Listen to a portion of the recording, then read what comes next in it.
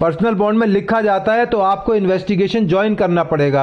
अब वो पूरी तरह से इस शिकंजे के अंदर अदालत से भी और अपनी ईडी से भी और फंस चुके हैं। अभी तो दिल्ली पुलिस की जो इन्वेस्टिगेशन है जिसमें उन्होंने एक आरोप लगाया था, उनकी मंत्री ने आरोप लगाया था आतिशी ने कि 25-25 करोड़ रुपए एमएलए को खरीदने की बात हो रही थी। अभी तो प्रसंग वो जुड़ा हुआ है, अभी शीश महल का प्रसंग जुड़ा हुआ है। ये अपने लिए एक तो कहते हैं कुआं, ये अपने लिए खाई खोद रहे हैं, तो ये इनका निकलना बहुत मुश्किल होगा। और मैं बड़ी जिम्मेदारी से आपके चैनल पे कह रहा हूं कि जिस दिन ये जेल जाएंगे तो कम से कम 10 साल तक ये बाहर नहीं आने वाले। दिल्ली के दर्शकों को दिखाई नहीं देंगे आपके केजरीवाल जी क्या कर रहे हैं कि राम का कोई अस्तित्व नहीं है। मेरी नानी ने ये कहा है कि मस्जिद को तोड़कर मंदिर बनाया गया, ये ऐसी जगह पूजा नहीं हो सकती। फिर आप राम मंदिर चले गए, फिर आपने कहा कि सुंदर कांड का पाठ कराएंगे। अब कितने जो आपने कांड किए, सुंदर कांड से आपका जो बाकी कांड है बच नहीं पाएंगे।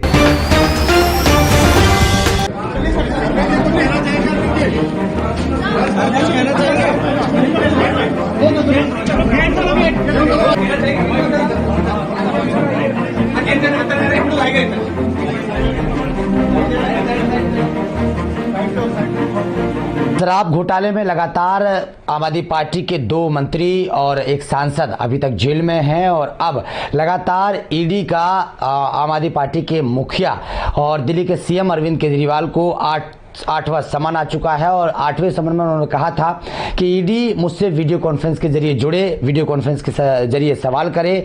और आज इसी को लेकर ईडी ने राउज एवेन्यू कोर्ट में केस डाला था और आज वो पेश हुए थे और वहां से उन्हें जमानत मिल गई है। लेकिन करने के लिए आपने देखा होगा लगातार मीडिया में अपडेट रहते हैं। हमारे साथ रिटायर्ड वेद भूषण जी हैं। सर, कैसे कहेंगे इसको, मामले को कैसे देखते हैं जिस तरीके से आज वो अरविंद केजरीवाल जी पेश हुए राउज एवेन्यू कोर्ट में, उनको जमानत दे दी गई है, इस पर सर आप बताइए। देखिए, पुराना एक गाना है, संसार से भागोगे कब तक, भगवान को क्या मुंह दिखाओगे।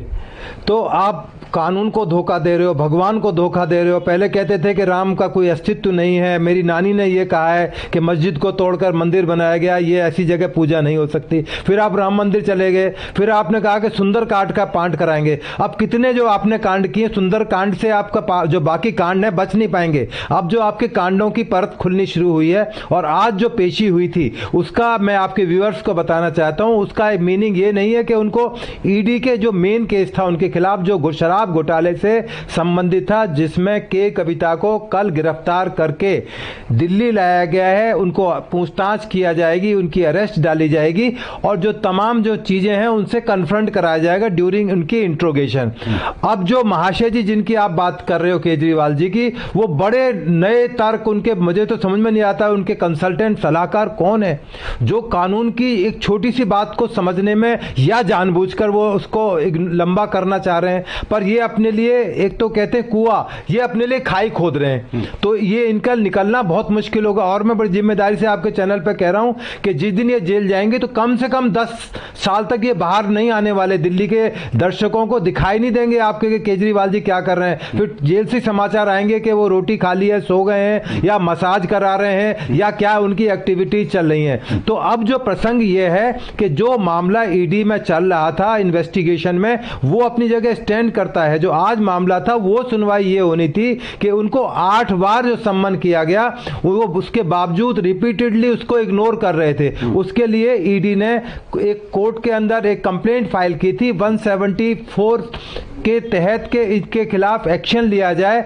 ये बार बार रिपीटेडली इग्नोर कर रहे हैं, इन्वेस्टिगेशन को ज्वाइन नहीं कर रहे हैं। तो चूंकि 174 एक बेलेबल एक धारा है तो उनको तुरंत जाते ही उनको पर्सनल बॉन्ड पर छोड़ दिया गया। परंतु इसका मतलब ये ना निकाला जाए कि मेन केस में उनकी जमानत हो गई है। अभी उनकी मुश्किलें शुरुआत हुई है, चूंकि कोर्ट ने उनको पर्सनल बॉन्ड पर छोड़ दिया है। पर कंडीशन ये होती है कि जब भी ईडी या कोर्ट बुलाएगी, पर्सनल बॉन्ड में लिखा जाता है तो आपको इन्वेस्टिगेशन ज्वाइन करना पड़ेगा। अब वो पूरी तरह से इस शिकंजे के अंदर अदालत से भी और अपनी ईडी से भी और फंस चुके हैं। अभी तो दिल्ली पुलिस की जो इन्वेस्टिगेशन है जिसमें उन्होंने एक आरोप लगाया था, उनकी मंत्री ने आरोप लगाया था आतिशी ने कि 25-25 करोड़ रुपए एमएलए को खरीदने की बात हो रही थी। अभी तो प्रसंग वो जुड़ा हुआ है, अभी शीश महल का प्रसंग जुड़ा हुआ है, अभी दवाई घोटाले से जुड़ा हुआ है और पानी जल निगम का जो घोटाला, बहुत सारे घोटाले निकलकर अभी आने, अभी तो शुरुआत होनी है। जिस दिन ये जेल जाएंगे, दिल्ली पुलिस भी पूछताछ करेगी और जो तमाम एजेंसीज हैं, सीबीआई हैं,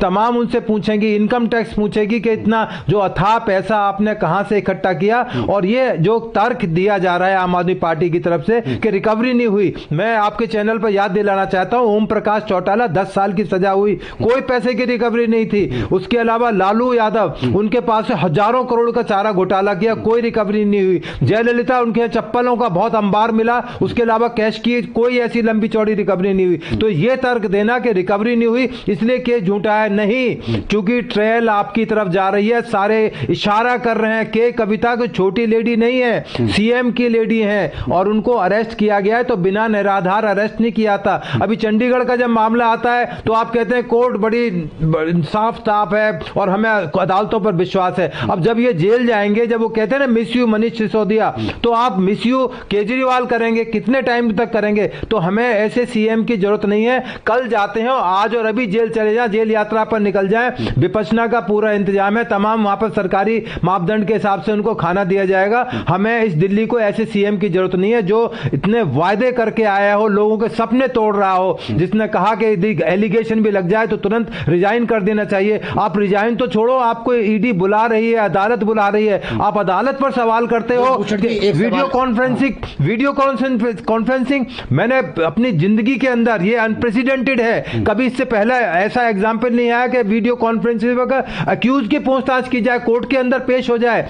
वो सीएम जरूर है पर एक आम आदमी पार्टी के नेता है, वो क्लेम करते थे कि आम आदमी है। अब वो पूछते हैं कि मुझे किस हैसियत से बुलाया जा रहा है, कि मैं सीएम की हैसियत से हूं, गवाह की हैसियत से बुलाया जा रहा है, वो तो कोर्ट पर सवाल पैदा कर रहे हैं। तो अभी आपकी मुश्किलें बढ़ने वाली है। सीएम साहब, आप तिहाड़ की जेलों के बहुत बिल्कुल बाहर नजदीक तक पहुंच गए हो, बहुत लंबा टाइम नहीं आपको अंदर जाने में। केवल एक, जिसको आप ठुल्ला बोलते थे ना सिपाही को, वही ठुल्ला, आप कोई कमिश्नर साहब या डीसीपी रैंक का अफसर आपको हवालात में नहीं देगा, आपको एक सो ठुल्ला ही, जिसको आप ठुल्ला बोलते थे, वही सिपाही आपका हाथ पकड़कर हवालात के अंदर आपको देने वाला। थोड़ा इंतजार कीजिए। वेशभूषण जी, लेकिन आम आदमी पार्टी के जो तमाम नेता हैं या दिल्ली के जो लोग हैं, वो ये कह रहे हैं कि 8वां समन अरविंद केजरीवाल जी को दिया गया है, लेकिन ईडी आम आदमी पार्टी के मुखिया अरविंद केजरीवाल जी को गिरफ्तार क्यों नहीं कर रही है? वजह क्या है?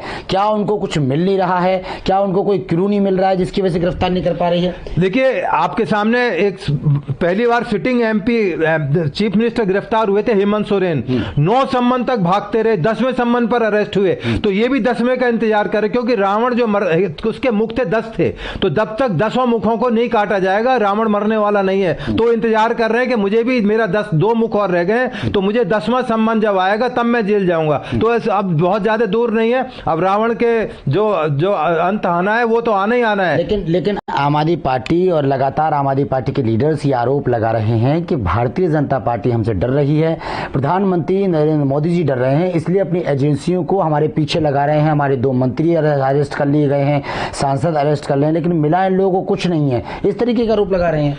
देखिए, ये तो इलेक्शन की चीज है, अभी इलेक्शन आज डिक्लेयर होने वाले हैं, आपकी डेट सामने आ जाएंगी। ये डेमोक्रेसी है। यदि आम आदमी पार्टी को लोग इतना हिंदुस्तान में प्यार करते हैं, आपने तमाम स्टेट में देखा, गुजरात में देखा, गोवा के अंदर देखा, हिमाचल के अंदर देखा, कितना प्यार लोगों ने बरसाया कि जमानतें भी जब्त हो गई। तो अब इंतजार किस चीज का? अभी इलेक्शन आ जाएंगे, पता लग जाएगा। 7 एमपी आपके आते हैं, पंजाब से आपके कितने एमपी आते हैं। मैं चूंकि एक पॉलिटिकल कोई स्टेटमेंट नहीं देना चाहता, क्योंकि मेरा राजनीति से कोई दूर दूर तक का कोई संबंध नहीं। एज ए पुलिस ऑफिसर, हाँ, नागरिक के तौर पर मेरा जरूर ये अनुरोध है आपके व्यूअर से कि कम से कम ऐसे घातक लोगों को राजनीति से तुरंत पकड़कर बाहर निकालें। अदरवाइज जिस तरह से जहर इन्होंने राजनीति के अंदर घोला है, कल जो सीए एनआरसी के वालों में जो इसने हिंदू विरोधी, बल्कि मैं कहूंगा एक बयान दिया है, वो सबके लिए शर्म की बात है, पूरे हिंदुस्तान के हिंदुओं के लिए शर्म की बात है। जिस तरह से वो सीए के बारे में उन्होंने एक ट्वीट किया है, घटिया ट्वीट किया है, वो एक सोचने का सवाल है। पूरे हिंदुस्तान के लोगों को सोचने का सवाल है कि क्या उनको ऐसा सीएम चाहिए? राजधानी दिल्ली, राजधानी, उसको ऐसे सीएम की जरूरत नहीं है। आने वाले टाइम में इलेक्शन में क्लियर हो जाएगा, दूध का दूध पानी का पानी हो जाएगा।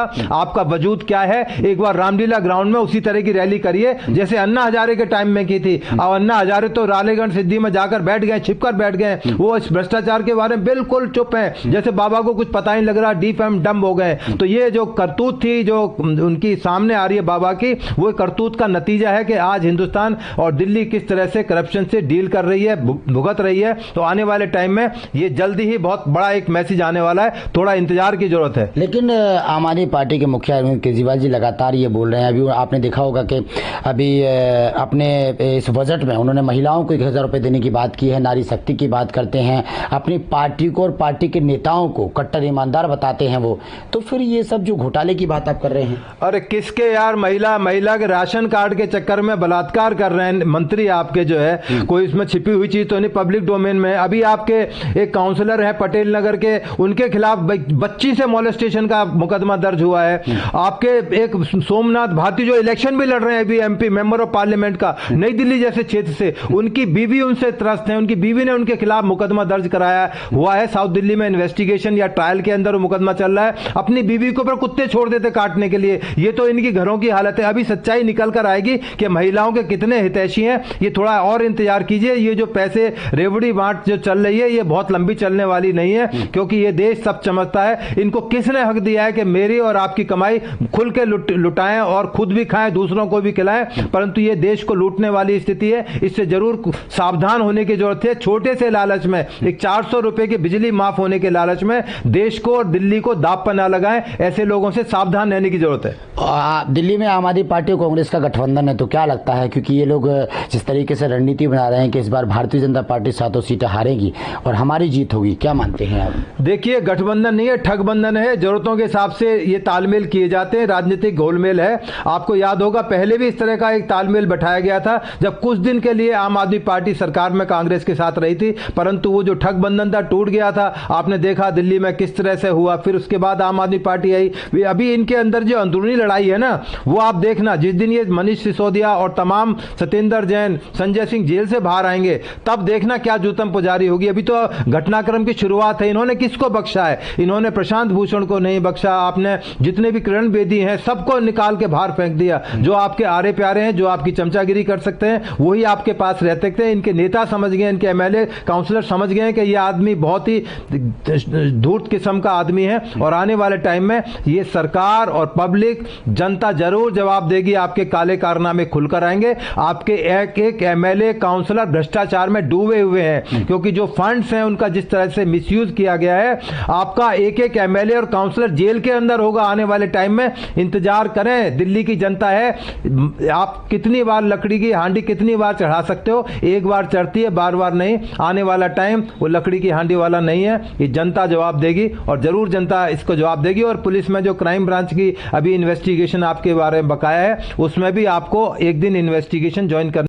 आप कितनी बार लकड़ी की हांडी कितनी बार चढ़ा सकते हो? एक बार चढ़ती है, बार बार नहीं। आने वाला टाइम वो लकड़ी की हांडी वाला नहीं है। ये जनता जवाब देगी, और जरूर जनता इसको जवाब देगी। और पुलिस में जो क्राइम ब्रांच की अभी इन्वेस्टिगेशन आपके बारे में बकाया है, उसमें भी आपको एक दिन इन्वेस्टिगेशन ज्वाइन करने के लिए आना ही होगा, क्योंकि आप हिंदुस्तान के कानून से ऊपर नहीं है। एक आम आदमी पार्टी है और आम आदमी ही रहेंगे, बल्कि उससे नीचे रहेंगे। आम आदमी की इज्जत होती है, आपकी तो इज्जत भी आपको एक चीज और याद दिलाना चाहता हूं। जब पहली बार आप जेल तिहाड़ यात्रा पर जेल गए थे, तो आपने ये कहा था कि मैं बेल नहीं कराऊंगा, मैं ये नहीं करूंगा, मैं वो नहीं करूंगा। जब मोटे मोटे मच्छरों ने आपको काटा, आप दौड़ के पटियाला हाउस कोर्ट में सरेंडर कर गए। अरे बापा मुझे जेल दे दो, मेरे से गलती होगी, मैं ऐसी गलती नहीं करूंगा। तो आप, ये तो आपकी आदत है थूकना और चाटना। तो आप आने वाले टाइम में थूकना, खगारना, आपको मफलर निकाल लो, अपने तमाम तरह की विपश्यना के जो तंत्र मंत्र दिए गए तमाम तैयारी करो। तिहाड़ जेल आपका इंतजार कर रही है। वो तो अभी भी ये कह रहे हैं कि अगर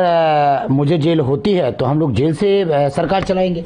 हाँ बिल्कुल, ये तो बिल्कुल उम्मीद भी यही थी कि ये अपनी जो चीजें हैं उनको छोड़ने वाले नहीं है। भ्रष्टाचार की कड़ियां खुल जाएंगी अदरवाइज यदि नहीं चलाएंगे। तो उम्मीद हो रही है कि शायद वो राबड़ी देवी जो उनकी हैं वो सरकार चलाएं, या उनकी एक और जो है मैडम है वो भी तैयारी में लगी हुई हैं। तो अभी तो जूतम पुजारी होगी जब जेल जाएंगे कि कौन उस गद्दी के ऊपर आके बैठे, कौन गद्दी नशीन हो। अभी ड्रामे की एक शुरुआत हो रही है, आगे आगे देखिए होता है क्या। चलिए, बहुत बहुत शुक्रिया आपका। तो रिटायर्ड एसीपी वेद भूषण जी हमारे साथ जुड़े हुए थे और लगातार जिस तरीके से उन्होंने तह तक जाकर ये बात बताई है कि 8वां समन जिस तरीके से अरविंद केजरीवाल जी ने ठुकराया है, और उन्होंने ये कहा कि वीडियो कॉन्फ्रेंस के जरिए हम बात करेंगे और ईडी वीडियो कॉन्फ्रेंस के जरिए मुझसे बात करती है तो मैं उनके सवालों का जवाब दूंगा।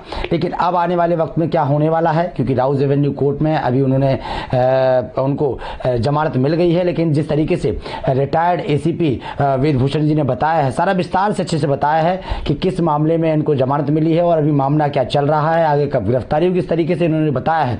ये तो अब आने वाला वक्त बताएगा कि होने वाला क्या है। कैमरामैन अमन के साथ ब्रजेश कुमार,